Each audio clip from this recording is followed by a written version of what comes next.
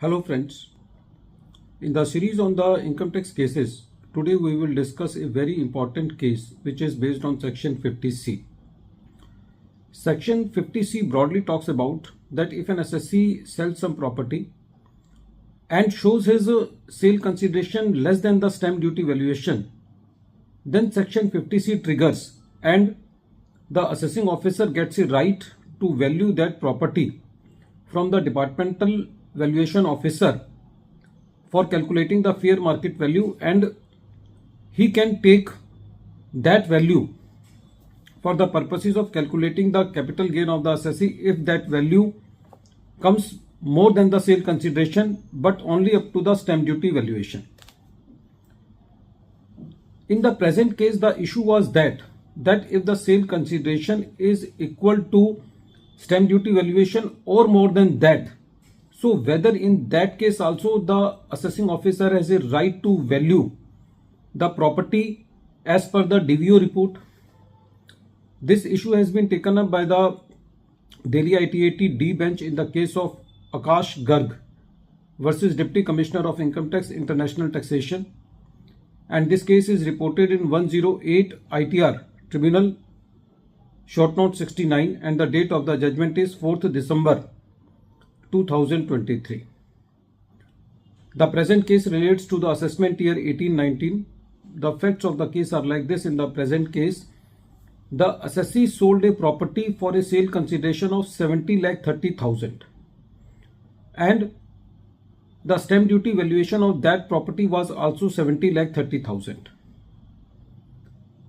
The assessing officer referred this matter to the departmental valuation officer for calculating the fair market value of the property, and the DVO calculated a higher value than the stamp duty valuation, and the assessing officer, by taking that value, calculated the capital gain of the assessee.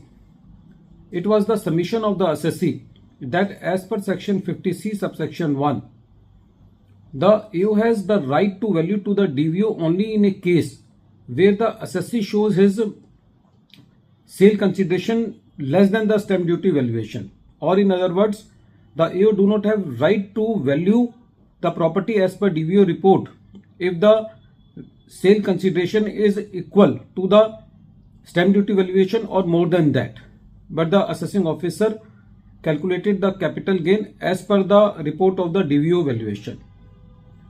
The matter came to the CIT appeal. CIT appeal also upheld the order of the assessing officer. When the matter was heard by the tribunal, the tribunal says that in the present case, the assessee has shown the value of the property or the sale consideration which is equal to the stamp duty valuation. So as per section 50C, as much as the assessee shows his sale consideration to the stamp duty valuation, in that case the AO loses his right to refer the matter to the DVO. The purpose of introducing the section 50C was to curb the black money transaction in the property. So a standard was set by the income tax department.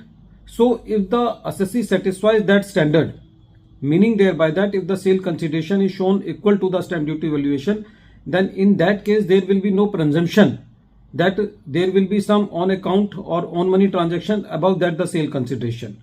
So the assessee has fulfilled his duty by showing the sale consideration equal to the stamp duty valuation, until and unless the assessing officer has concrete evidence that the assessee has some done on money on account transaction above than the sale consideration. Only in that case he can go beyond that, but in the present case the facts were not suggesting that. So the assessing officer has grossly erred in referring the matter to the DVO in a case where the assessee has shown the sale consideration equal to the stamp duty valuation or more than that. So in the present case, the tribunal deleted the addition made by the learned assessing officer on the basis of DVO report. At the end of this video, once again I am repeating the name of the case.